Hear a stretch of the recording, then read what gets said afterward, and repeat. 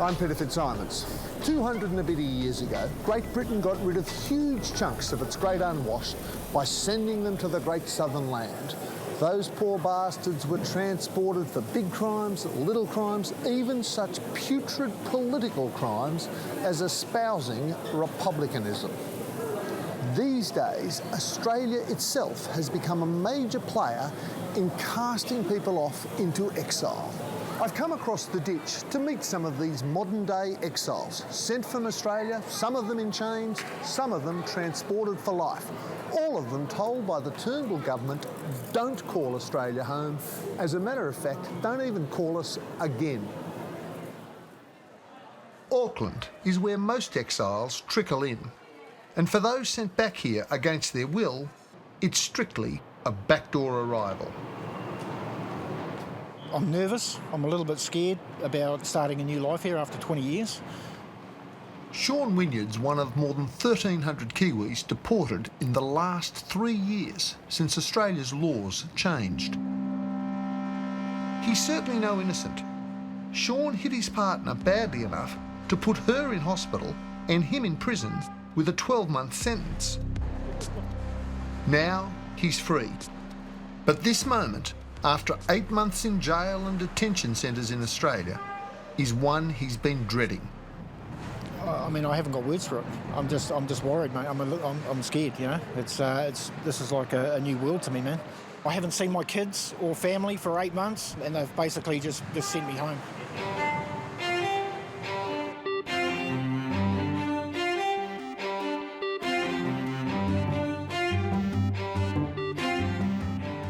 Sean left New Zealand with his parents as a 24-year-old. His family is in Queensland. He's back here at 44, broke, alone, and trying to recognise a city he left 2 decades ago.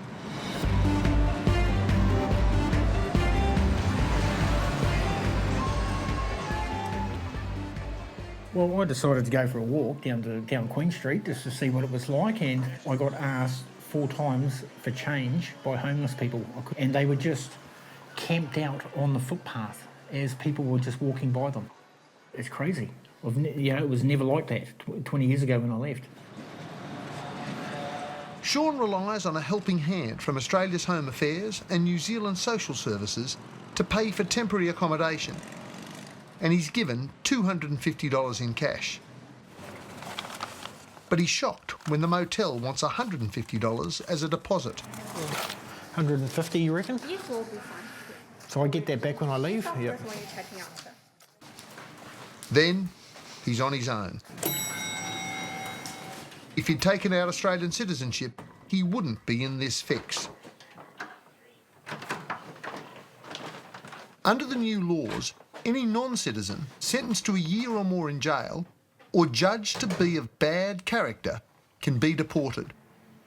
If Sean was an Australian living in New Zealand, he'd be treated very differently, allowed to stay after doing his time.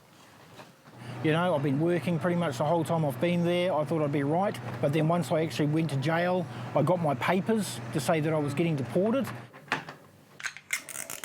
Instead of being released from jail, he was sent to a Perth detention centre. He wasn't the only Kiwi there.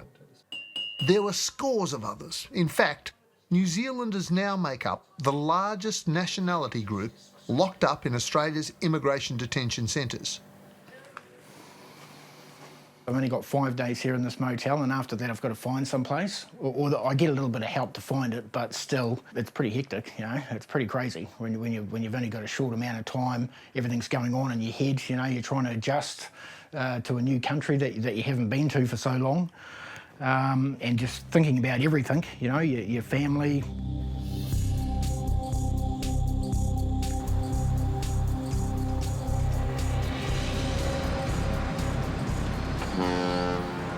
So you married an Australian woman, you've got the father of Australian kids, your parents are living in Australia, your sister's living in Australia, everybody's Australian except you, because Australia said you can get the hell out. Yep. That's tough. It's harsh. It is very harsh. Yeah, it is. It is really. It's the real deal, man. I mean, there'll be people that watch this and say, hang on, he's bashed his missus, he's on ice, we don't want this bloke in our country. Yeah. Well, that's what they're saying. We were high on drugs and we were fighting regularly, all the time, you know, and it came to a heated point where we got into a scuffle and I backhanded her, you know, and I wish I hadn't of. Worst thing I've done in my bloody life, mate, you know. A bad enough backhand that she had to go to hospital. Yeah, it was, yeah. So while you were living in Australia, you could have taken out citizenship papers. You married an Australian woman. You're the father of Australian children. You got the credentials to be an Australian. Yeah. Do you feel Australian or Kiwi? I feel Australian, yeah, because I've spent most of my adult life there, you know. So I had a business there. What was the business? Takeaway shop, cafe. Making good money? Yeah, good money, yep. Yeah, these are my kids. Sean's appealing his deportation. He's reconciled with his partner and hopes she'll bring their children, aged 10 and 14, to visit. Tell you what, looking at those kids and looking at you, we've got to reckon their mother must be a very beautiful woman. She is. Yeah, they're not bad, eh? Mm. I miss them heaps, mate, you know.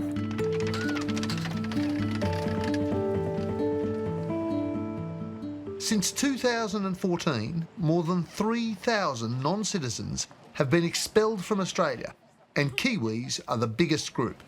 More than 1,000 Kiwis who got into trouble, even minor trouble, have been sent back here, and that number may grow by as much as 15 times over the next 10 years. Not surprisingly, our Kiwi brothers and sisters in arms are up in arms. We don't think we as a country are being treated fairly. We've had individuals who have been deported to New Zealand who have never ever stepped foot in New Zealand, ever.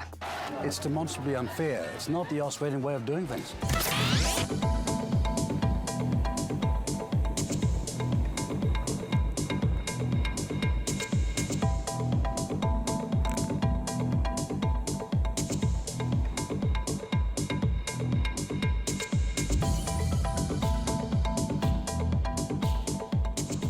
Maori culture runs deep throughout New Zealand, but nowhere deeper than right here, the easternmost part of the country, Gisborne.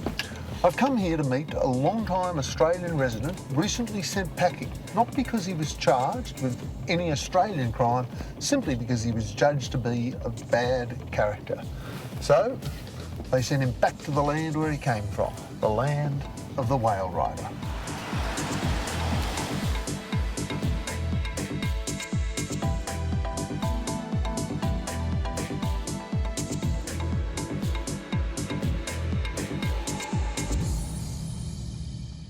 When you're a little boy, when you're a teenager, when you're a young man, this is where you grew up and grew to manhood. Yeah, me and all my first cousins always were brought here. Ko Haapu is home. After 6 years in Australia that ended disastrously, he's reconnecting with his culture. This is the wharenui, whitireo. Can we go inside? Yep. Wowee. It's extraordinary, beautiful. So I've had the honour of facing the All Blacks haka 6 times. When you were a little boy, were you taught that haka? Yeah. Yeah, and so how does it go, roughly? Kamate, kamate, kora, kora. Kamate, kamate, kora, kora. Tēnei te tangata, huru, huru, nāna, i tiki mai whakawhiti tērā. Hupane, hupane. Hupane, kopane, whiti tērā. Hey. Used to scare the bejesus out of me. The warrior in Ko Haapu came to the fore in 2010 when he was a young lance corporal fighting for the New Zealand Army in Afghanistan against the Taliban.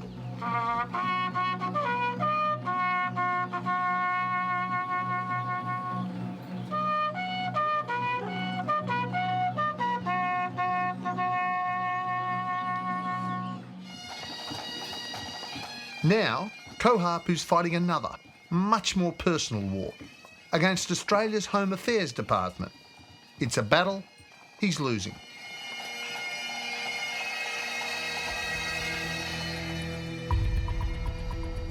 After the army, he went to Perth. He worked as a scaffolder and joined the Rebels motorcycle gang with fellow workers, many of them Kiwis.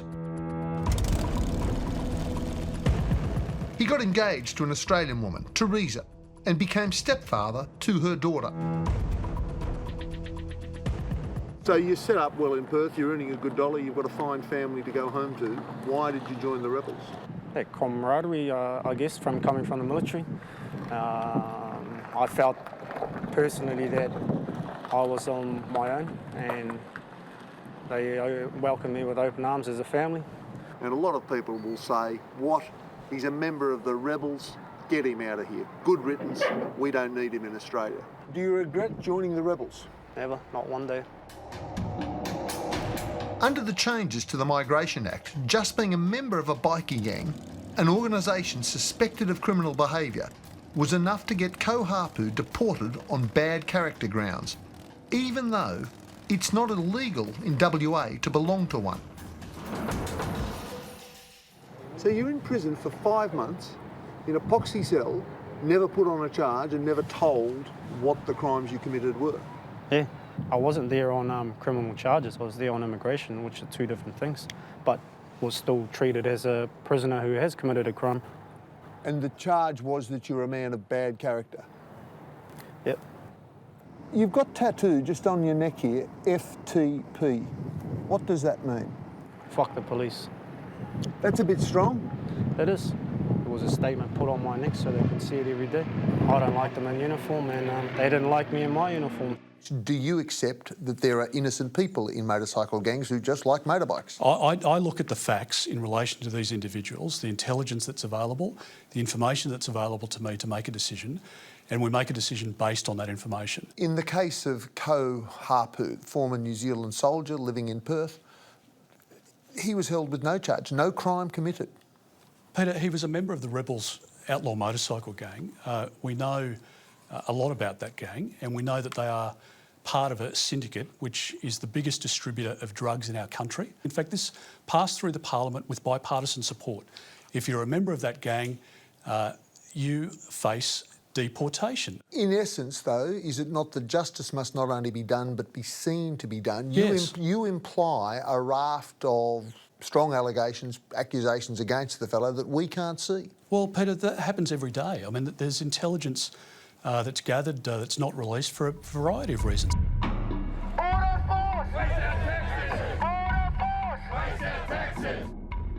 If you're a gangster, if you're a bikie gang member, if you've engaged in physical assault or murder...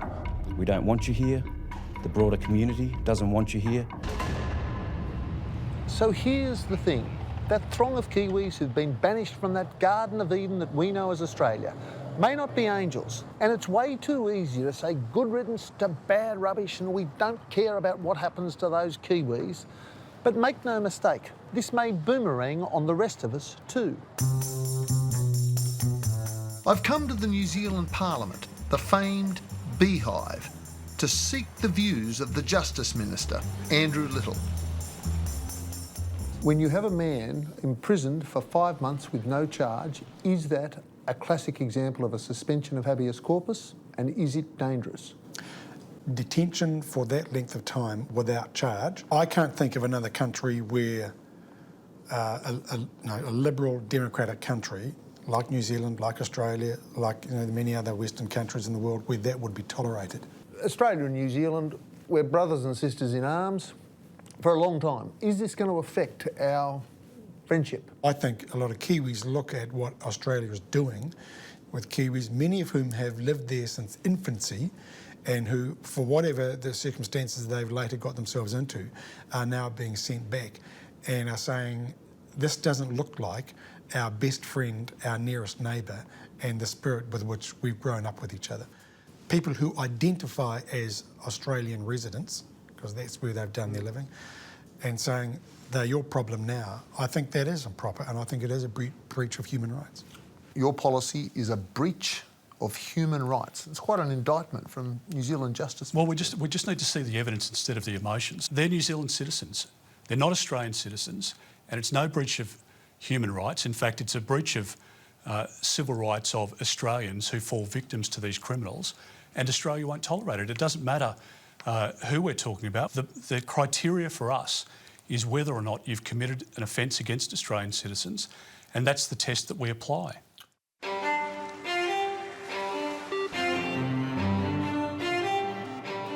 Auckland's construction boom and labour shortage have been a boon for deportees, nicknamed 501s and 116s after the new laws. In the 2 years since the Australian government forced Anthony Miller to return here, he's gone from down and out to up and away. He owns his own scaffolding business and employs dozens of 501s. Okay. Welcome to the scaffold game. Nice to be here. I've done it before. When I was a young man, I did it. Anthony left New Zealand for Queensland with his parents when he was just 15. 17 years on, he was deported here after a history of criminal offences and time served for drug trafficking. He can never legally set foot in Australia again. Sort of found myself in trouble when I was 25. I just got caught up in a little bit of a drug scene, yeah. Just a bit of eckies and stuff, yeah, with the boys, and then it just turned into something. Yeah, just got sort of caught up with undercover police officers sort of thing. So yeah. And what happened then? I got sent to prison. For how long? I got sentenced to 8 years and had to serve 3. So, 8 years. We're talking that must have been a serious amount of drugs. Nah. Half a shipload, half a glove box, half a what? I was caught with there was 1,000 ecstasy tablets there. Right. That was probably that would be why, yeah. When Anthony was arrested, he claims he was working in the mines and paying $300 a week in tax. So at that point, your parents are living in Australia, your brother's living in Australia, your life is in Australia, living with an Australian woman in an Australian house with an Australian dog. Mm-hmm, yeah. So then you go to the big house, and the day before you come out, 3 years on good probation, what do they say to you? Your visa's been cancelled. I don't even know I had a visa. And you're going to sit in detention until you work out what you want to do. If you want to go back and fight it from New Zealand, or you can fight it from the detention centre. 7 months in detention was his tipping point. Mate, there's people setting themselves on fire. There's a guy tied a noose around his neck and he was up on the roof. People sewing their lips shut. It was pretty terrible. These are like the, not so much the Kiwis, like the Iranian fellas and stuff like that. I went there and just said, mate, I'll get out of here, eh? So look at you. In Australia, you're in prison, you're a drug dealer, you're scum, you're in the detention centre, we hate you, and we send you back in handcuffs, and here, you're in the sunshine, you're employing 15 blokes, you're making a fortune. Maybe the Australian law's done you good. Yeah, it's actually done pretty well, yeah. Not too bad, but I wouldn't mind being back in Australia as well, but this is home now, so.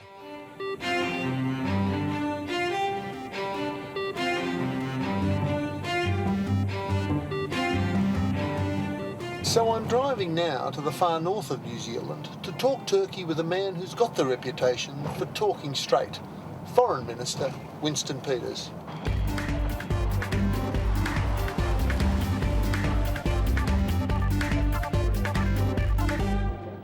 Foreign Minister, thank you very much for making time for us. Every Anzac Day, we embrace each other and say we're brothers and sisters in arms. You're our closest friends across the ditch. Do you feel let down by the famous mate Australia? No, but what I'm trying to do and try to get to Australians in the form of a message is that there has never been a time since 1945 that our two countries haven't needed each other more, and I really mean it. We've got the security of all the Pacific to look at, and we are senior nations with a chance to shape the Pacific and its security and its wealth. We better be mindful of our relationships between ourselves. So you're underwhelmed by the move? And the reality is, we want New Zealanders to get the same treatment an Aussie would get if they were being charged with an offence. That is a trial before you're booted offshore.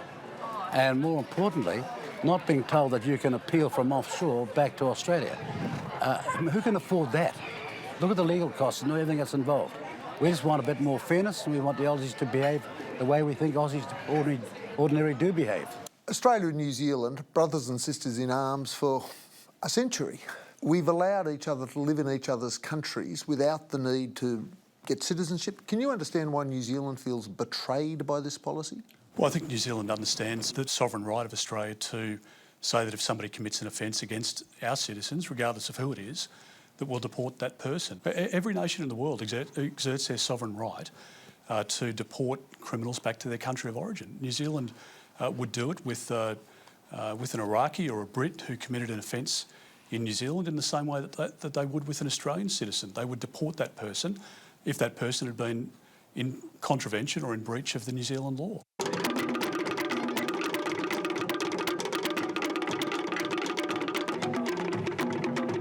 Now, as a one-time wallaby who was actually once sent off against the All Blacks for violence, I perhaps know more than most just how intense the rivalry between our two nations can be.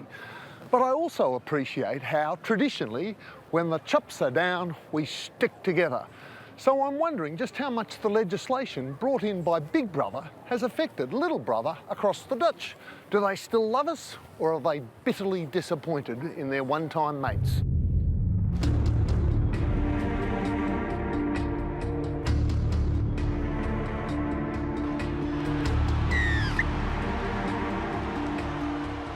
I put the question at a classic grudge match. Auckland Warriors trying to reverse their fortunes against our own West Tigers. So you think Australia's doing the wrong thing? A bit of both, actually, to be honest. Yes, I agree with some things that why they're sending those people back, and then other terms, not really. I mean, if they grew up there, they should be staying there, not back here. That's a disgrace because it's not in the Anzac spirit. They come over with, I guess, behaviours they've learned from Australia, be it drugs or gangs or whatever. What are they going to do when they come over here? Fall into that default setting, which is gangs, drugs, violence. Depending on what they've done and what the crime is and why they're sending them. But if they've done the time over there, don't need to deport them. I'm catching up again with deported scaffolder Anthony Miller. So how long have you been out of jail now? 2 years, on the 19th, 2 years. So if you're making a good coin every week, you're doing well. Are you saving it or are you blowing it up your nose? No, I save it all, mate. I put it all towards, I've got a couple of businesses, you know, I'm trying to grow. You mix with a lot of deportees. Do you think that the New Zealand police are going to have their hands full in a year or two? They've got their hands full already. Right. 80% of my mates that come back are they're in jail already. Really? Yep. What, because they're druggies, because they're violent, because they're crims, they're what? They come back here, they don't have anything. Like their families over there, and they just don't have anything here. They've got no support networks, you know. Like in Australia, you know, you get out of jail and you go to your auntie's cousin's house. Over here, they can send them back to a country they know. So they're just like, fuck this. I want to go fucking run them up, you know. What a pass! What a pass for Zadua! Back to Johnson! What about the Warriors? For the record, after a thumping performance, the Kiwis took the Aussies down this night, 26-4. And what does the deportation scoreboard look like between our two countries? Well, it's a remarkably uneven contest. In the last 3 years, Australia's deported more than 1,300 Kiwis back here. New Zealand's deported 9 Aussies. Yep, you heard right, 9. Is there any move within your government to say to Australia, well, if you do that to our Kiwis over there, we will do that to your Australians here, or there are no Australians that No, we've made it very clear we're not going to behave like that. Just because another country may behave in a way which we don't accept, there's no reason for us to accept what we think is, in a legal sense, unacceptable behaviour. Is that because the Australians over here are impeccably behaved? Take a wild guess. That'd be totally out of character for the Aussies to be impeccably behaved. But the fact is, if we think it's wrong, we don't want to compound the wrong by duplicating that law in our country. I heard there was a secret chord that they were playing to please the Lord, but you don't really care for music, do you? Sean Wynyard's full of regrets and wondering how he'll cope. He used to be one of more than 500,000 Kiwis who call Australia home. But like 2/3 of them, he didn't become a citizen and has few rights. It's a big call for him to start afresh, especially when he's on one side of the Tasman and his family is on the other. I think that I should be allowed back on to Australian land because I've been there for 20 years. My whole family are there. I've got 2 young kids there. I've pretty much worked the whole time I've been there. I'm a decent human being and I think I deserve a chance. Well, maybe there's a God above, and all I've ever learned from life is how to shoot somebody who I truly love. Ko Haapu's getting his life back on track. He works up to 84 hours a week, managing wharf workers loading timber bound for Asia. But his relationship with Teresa has not withstood his deportation, and he grieves the separation from his stepdaughter. What are the realistic chances that you will ever fly back to Australia and resume your life back there? Probably zero. I've been trying through different avenues to get this appeal.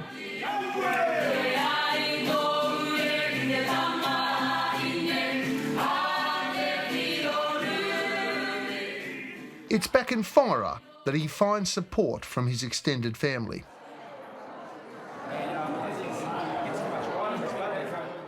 You've known Ko since he was in nappies? Since he was born. Yeah? And he was born. What do you think of Australia holding its nose, saying, you, Ko, get the hell out of our country? Disgusted. Disgusted with their treatment of him. I don't understand why he was treated so badly. He didn't deserve that. Do you think that he must have done something terribly, terribly wrong? No. I can't understand where he could have. He may have been mischief, he may have gone off the track while he was over there, but I can't see it. Senior Constable Richard Reeves is a childhood friend. And I'm judging by your blue uniform, you turned into the good boy. Did he turn into the bad boy or not? Not in my opinion, yeah, not from what I know, no. No, I go up and give him a hook and shake his hand and ask him how things are, because I haven't seen him for a few years. You're not troubled by his FTP, fuck the police, under his chin? No, to me, that's obviously history he's got with whoever he's dealt with. I work on a sort of a thing, like, people might look at the uniform and they just see the police, but there's actually a person behind that. So if that FTP is aimed at me, yeah, I might take offence, but I don't think it is talking to him.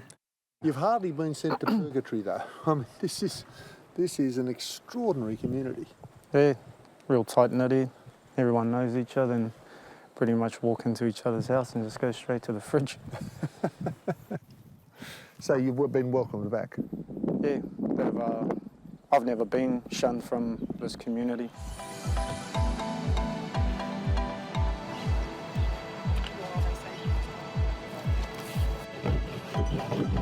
Like all the deportees, Ko Haapu's life didn't turn out the way he planned. Now he has no option but to make the most of what he has. I'm just concentrating on what I need to be doing today instead of worrying about tomorrow and what's coming. Once we're out there, we're just free of everything. No one can contact me unless you swim out there and start surfing with us. Well, home's home. Can't deport me from here.